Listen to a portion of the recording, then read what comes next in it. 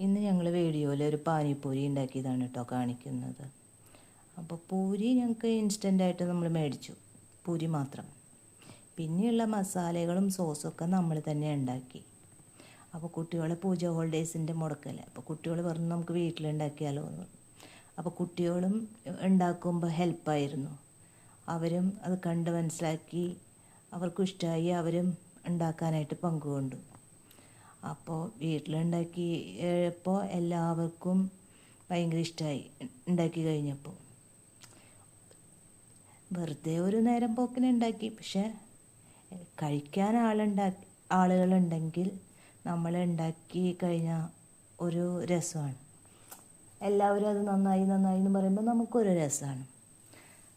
എന്ത് സാധനമായാലും നമ്മൾ ഉണ്ടാക്കാൻ ബുദ്ധിമുട്ടില്ല, കഴിക്കാൻ ആളുകളുണ്ടെങ്കിൽ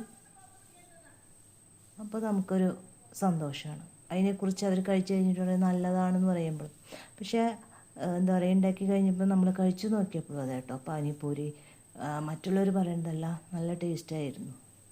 അപ്പോൾ ഇത്രയേ ഉള്ളൂ, ചെറിയൊരു വീഡിയോ.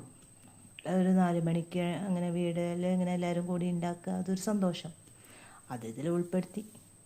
അപ്പോൾ വീഡിയോ ഇഷ്ടമായ ലൈക്ക് ചെയ്യുക, സബ്സ്ക്രൈബ് ചെയ്യുക, ഷെയർ ചെയ്യുക.